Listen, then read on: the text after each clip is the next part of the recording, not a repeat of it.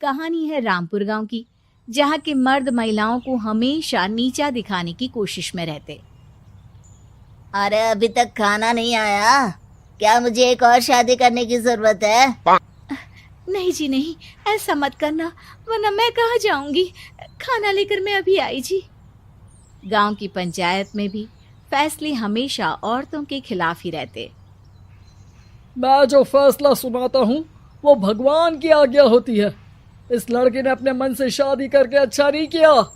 लड़के को घर भेज दो और इसकी शादी इसकी जाति की किसी लड़के से करवा दो, लेकिन ये लड़के, इसे तो गांव के बाहर निकाल दो। नहीं नहीं जमींदार साहब, ये क्या बोल रहे हैं? ऐसा नहीं हो सकता। मेरी बेटी मासूम है, इसे अच्छे बुरे की समझ नहीं है। अरे कहाँ जाएगी ये बेचारी? कहाँ जाएगी? इतनी चिंता है तो पूरे परिवार का गांव निकाला कर देते हैं। बेचारे पूरे बसे बसाए परिवार को गांव छोड़ना पड़ता है। चाहे जो हो, अगर बेटियों को कंट्रोल नहीं कर सकते तो गांव में रहने का कोई मतलब नहीं है। यहाँ औरतों को दब कर रहना होगा। कोई भी अपने हिसाब से कुछ नहीं कर सकता, सब ईश्वर की मर्जी से ही होगा। तभी गांव का एक आदमी दौड़ा दौड़ा आता है। सरपंच साहब, जमींदार साहब, वो कालिया है ना, उसकी बेटी पढ़ने के लिए शहर जा रही है। अच्छा, ये कब हो गया? और कालिया की हिम्मत कैसे हो गई ऐसा करने की? लेकर आओ उसे और उसकी बेटी को। बस फिर क्या था, हाजिर हो जाते हैं कालिया और उसकी बेटी सरपंच के सामने। और कालिया, ये क्या सुनने में आ रहा है? बेटी को इंजीनियर बना रहा है तू? और ये बता, गांव में तो स्कूल नहीं है, फिर कहां से इतनी क्लास पास कर गई तेरी बेटी? राधा, जो कि कालिया की बेटी है, उसे लगता है कि सरपंच उसकी तारीफ कर रहे हैं। सरपंच जी, मैंने ऑनलाइन पढ़ाई की है, डिस्टेंस लर्निंग से। सभी में मैंने अच्छे नंबर पाए हैं, जिसे देखते हुए शहर की इंजीनियरिंग कॉलेज में मुझे स्कॉलरशिप मिली है। वाह जी वाह, क्या होती है ये? पहले तो ये बताओ, फिर आगे की बात करते हैं। पूरा गांव राधा की बात सुन रहा था और राधा बोलती जा रही थी। तो ऐसे मैं फ्री में एक अच्छी शिक्षा लेकर गांव में जो कुछ परेशानियां हैं, जैसे बिजली, पानी और इंटरनेट जैसी समस्याओं के लिए काम करूंगी। मैं गांव को शहर से जोड़ने के लिए पुल का निर्माण करवाने का प्रस्ताव रखूंगी। मुझे पूरी उम्मीद है कि जल्द ही हमारा गांव भी तरक्की की राह पर चल पड़ेगा। राधा की बात सुनकर सारे गांव वाले ताली बजाने लगते हैं। सरपंच को समझ नहीं आता कि वो क्या करे। चुप रह नादान लड़की, गांव के खिलाफ जाने के लिए तुझे गांव से बेदखल कर दिया जाएगा, वो भी पूरे परिवार के साथ। और हाँ, अगर ठीक से गांव में रहना चाहती है तो ये पढ़ाई लिखाई छोड़ दे। हम तेरे लिए गांव का कोई होनहार लड़का देखेंगे। तभी गांव का एक आदमी बोल पड़ता है।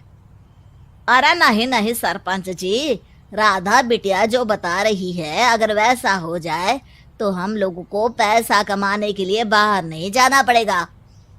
हाँ जी, और ना ही कोसों दूर पानी के लिए भटकना पड़ेगा। हमारे बच्चे भी अच्छी पढ़ाई कर सकेंगे और आगे बढ़ेंगे, ना कि हमारी तरह खेती करते बैठेंगे।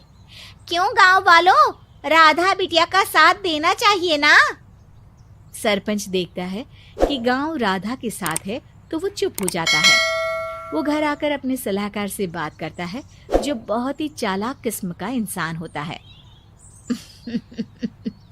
अरे सरपंच साहब, आपको बहुत ही होशियारी से काम लेना पड़ेगा। एक बार गांव तरक्की कर गया, यहाँ के बालक पढ़ लिए तो कोई ना पूछेगा आपको। और फिर ये जो बेटा और बेटी है ना आपके, इनको भी आम लोगों की तरह ही जीवन जीना होगा। हाँ, लेकिन करे तो क्या करे? वो ना आप मुझ पर छोड़ दीजिए, बस मैं जैसा बोलूं करते जाइए। अगले रोज सुबह जब गांव वाले सोकर उठते हैं तो राधा के घर के बाहर और साथ ही वो लोग जिन्होंने राधा का सपोर्ट किया था, उनके घर के आगे लाल रंग से कल आऊंगी लिखा होता है। कल आऊंगी? यह क्या होता है? अरे यह तो खून से लिखा है, लगता है कोई भूत प्रेत या चुड़ैल का साया है। चलो सरपंच जी के पास चलते हैं। सभी सरपंच के पास जाकर उसे सारी बात बताते हैं। अरे ये तो बड़ी मुश्किल की बात है। चलो मैं एक बाबा को जानता हूँ, उन्हें बुला लेता हूँ। सरपंच बाबा को लेकर गांव के घर के बाहर जाता है। ओहो, तो ये वो चुड़ैल है जो उन लोगों को निशाना बनाते हैं जो गांव को बदलने का सपना देखते हैं। वो गांव को ऐसे ही संपन्न देखना चाहती है। वो नहीं चाहती कि कोई बाहरी यहाँ का कायाकल्प करे। क्या तुम लोगों में से किसी ने गांव को बदलने की सोच रखी है? तभी राधा की माँ रोते रोते आती है। मेरी राधा घर से गायब हो गई है। अरे कोई तो बचाओ, मेरी बच्ची कहाँ गई?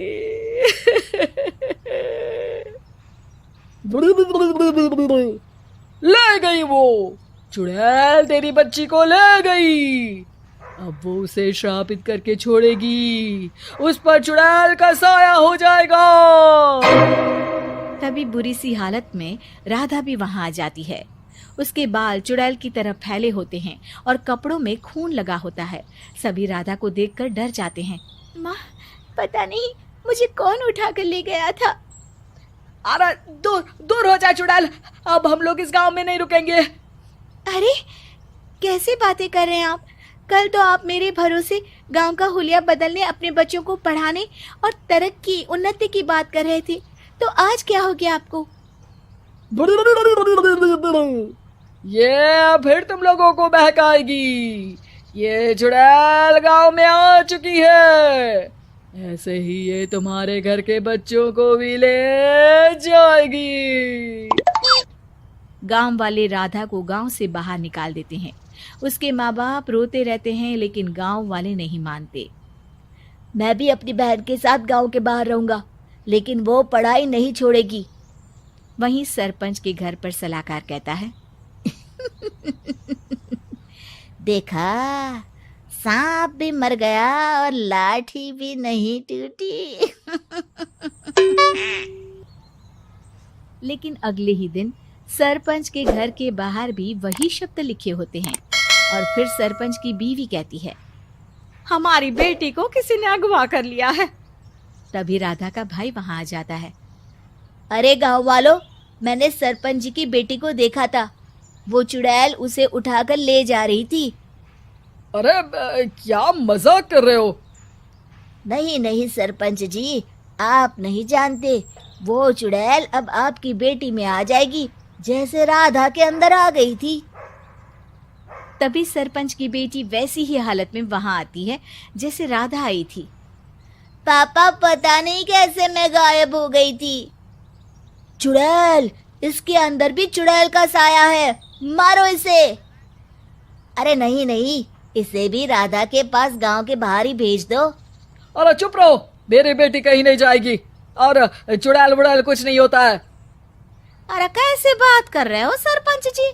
आप तो बोल रहे थे कि आपका फैसला भगवान का ज्ञान होता है, तो अपने पर बात आई तो अब आप ऐसे बोल रहे हैं।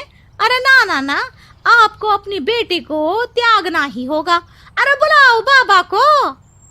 राधा का भाई बाबा को ले आता है, जिसे अब गांव वालों के डर के कारण सच बोलना पड़ता है। मैं कोई बाबा नहीं हूँ, मैं तो मोची था। ये सलाहकार महोदय ने मुझे कहा था एक्टिंग करने को। अब वो मुझे पैसे देने वाले हैं। अब मुझे माफ कर दो। गलती हो गई, मुझे माफ कर दो। तभी वहां राधा आ जाती है। देखा सरपंच जी, जब गांव के बच्चे साक्षर होंगे तो आप जैसे लोगों की चालाकी नहीं चलेगी। उम्मीद है कि आपको हमारी ये कहानी पसंद आई होगी।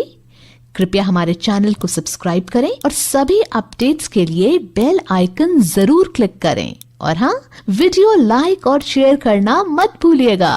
Bye bye.